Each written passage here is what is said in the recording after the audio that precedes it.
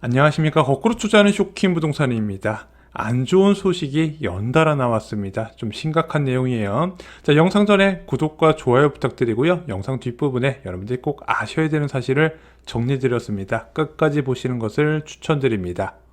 22대 국회의원 선거 결과가 나왔습니다. 법력권에서 190석 대승을 거뒀죠. 여당은 참패를 냈습니다. 자, 부동산 커뮤니티에선 총선 이후 전망이 엇갈리고 있습니다. 규제가 강화되어서 집값이 하락할 것이다, 아니다, 원래 민주당 때 더 올랐다, 규제가 강해질수록 오를 것이다, 좀 이렇게 좀 각각의 의견에 따라서 좀 많이 엇갈리고 있어요.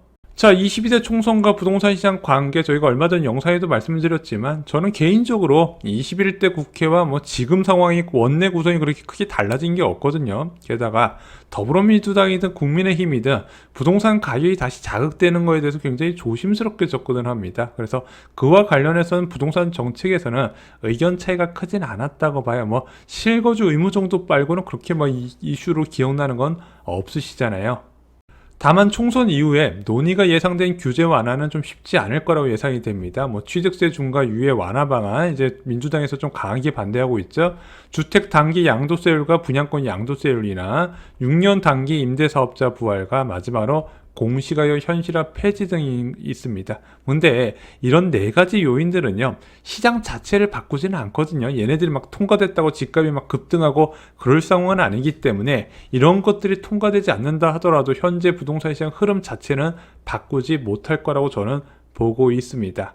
부동산 시장 악재는요, 오히려 외부에서 발생을 했습니다. 미국 소비자 물가 상승률이 투표 당일날 발표가 됐죠. 9시 30분에. 자, 헤드라인 CPI가 3.5%가 발표됐습니다. 이전에 3.2, 그리고 예측치 3.4보다 높았어요. 뭐 이건 대부분 예상을 했을 겁니다. 왜? 국제유가가 올라가는 추세니까. 그러면은 국제유가 관련된 식료품과 에너지를 제외한 근원 품목이 중요한데 근원 물가 상승률이 얼마가 나왔다? 3.8이 나왔다. 예측치 3.7보다 높았고 이전치 3.8과 같았습니다. 자, 이런 물가 지표 결과는요, 통화정책 담당자가 제일 싫어하는 상황이에요. 자, 보세요. 근원 물가 상승률이 두 달 연속 같은 높은 수준을 유지하고 있습니다. 이제 2% 물가 안정 목표제에서 3.8%면 높은 수준이잖아요. 근데 떨어지는 속도가 어때요?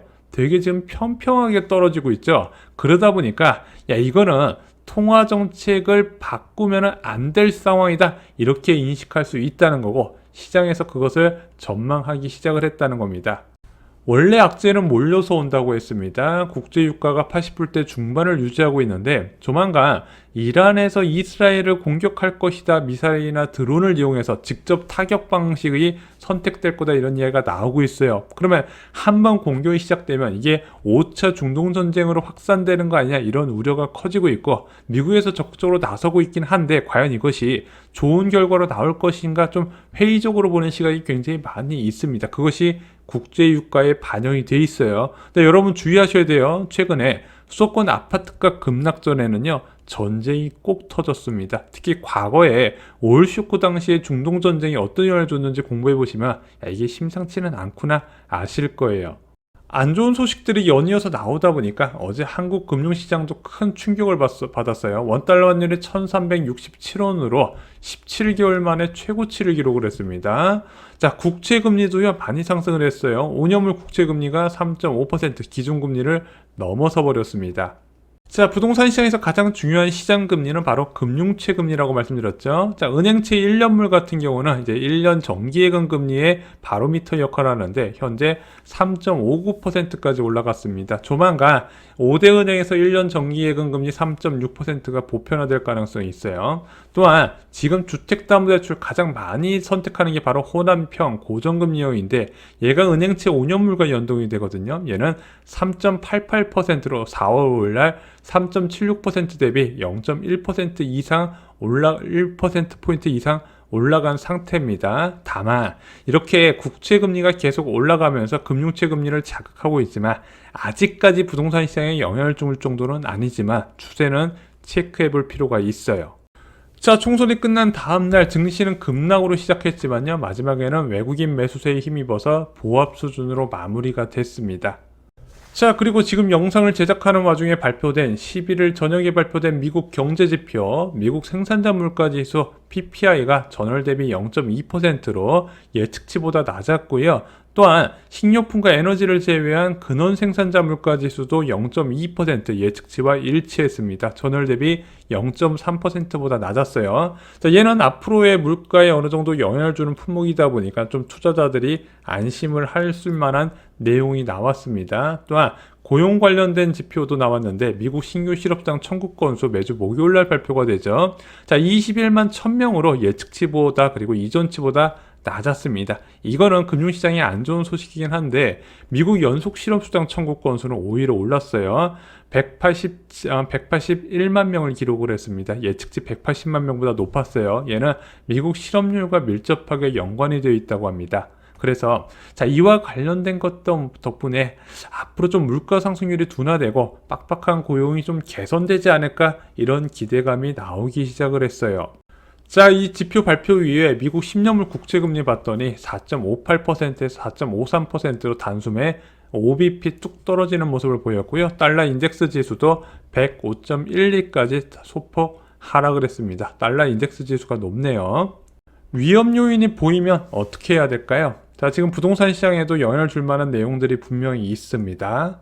자, 어떻게 봐야 될까요? 저는 이렇게 생각합니다. 위기는 기회더라. 자, 자산시장은 언제든지 비정상적인 상황이 발생을 할 수 있습니다. 지금처럼 국제유가가 뛴다든가 아니면 국채금리가 뛴다든가 하지만 시차를 두고 반드시 정상으로 돌아왔었습니다. 지난 수십 년 동안 한 번도 변함없이요. 자, 긍정론자와 부정론자 항상 자산시장에 같이 있죠. 자, 긍정론자는 어떻게 생각했을까요? 위기를. 와, 내 집 마련하려고 했는데 마침 떨어졌네. 잘 됐다. 그래서 이런 긍정론자분들은 작년 12월, 올해 1월 달에 일시적인 시장이 조정됐을 때 금매를 잘 잡고 지금 만족한 결과를 갖고 계신 분들이 많이 계십니다. 반면에 부정론자분들은 위기가 왔을 때 이렇게 이야기합니다. 거봐 떨어졌지? 이제 계속 떨어질 거야. 근데 앞서 말씀드렸다시피 자산시장에는 언제든지 위기가 찾아올 수 있지만 그 위기는 반드시 끝이 나게 돼 있더라. 그래서 생각하는 것만큼 계속 떨어지는 상황은 잘 생기지 않는다는 겁니다. 그럼 부정론자는 어떻게 생각을 해요? 내가 잘못 생각했구나? 그렇게 보진 않는다는 거죠. 아, 다음에 더 큰 거 올 것이다. 기다려야지. 결국에는 아무 일도 일어나지 않는다는 겁니다. 자, 미국 금리 인하 지연 가능성과 부동산에 대해서 좀 한 말씀 드려보겠습니다. 2023년 2월 이후에 기준금리가 4.75에서 5.5%까지 올라갔습니다. 자, 그리고 1년 2개월 동안 자산시장에는 어떤 변화가 있었을까요? 자, 비트코인 보겠습니다. 비트코인 한 개당 3,200만원에서 현재 1억까지 무려 312% 올라갔습니다. 나스닥은요, 1213포인트에서 16,170포인트로 무려 58% 상승을 했고요. 그 저주받았다는 코스피도 2289포인트에서 2706포인트로 18% 상승을 했습니다. 금은 1온스당 1840달러에서 2353달러로 27% 올랐습니다. 금리가 4.75에서 5.5까지 올라갔고 그 5.5% 금리가 장기간 유지되고 있음에도 불구하고 자산 가격은 생각보다 다르게 움직이고 있었다는 거죠. 자, 서울 아파트 실거래가 지수도 보겠습니다. 2022년 12월에 141로 바닥을 찍었는데 그 이후에 현재 아파트 실거래가 지수는 바닥 대비 11% 상승한 수준입니다. 근데 아시다시피 여러분들이 선호하시는 대단지 같은 경우는요, 모두 바닥 대비 15에서 25% 올랐습니다. 매매만 올랐겠습니까? 전세 가격도 같이 올라갔다는 거죠. 또한 올림픽파크 포레오는 13억에서 현재 20억까지 올라간 상태입니다. 자산시장의 미래는 그 누구도 모릅니다. 지금 당장 이란과 이스라엘의 전쟁이 터지면서 5차 중동전쟁, 그 다음에 자산시장이 숙대밭되는 상황도 펼쳐질 수 있고 아무 일도 안 일어날 수도 있다는 겁니다. 하지만 제가 유튜브를 하면서 항상 이런 위험 요인들은 늘 나타났었고 그 위험 요인은 반드시 끝이 났다는 겁니다. 그리고 2023년 이후에 현재까지 긍정적인 생각을 가진 사람들이 웃었다는 거 통계를 통해서 말씀을 드렸습니다. 자, 자산시장을 예상할 때는요, 위험 요인뿐만 아니라 이미 풀린 막대한 돈의 양도 한번 고려해 보시는 게 어떨까 생각이 듭니다.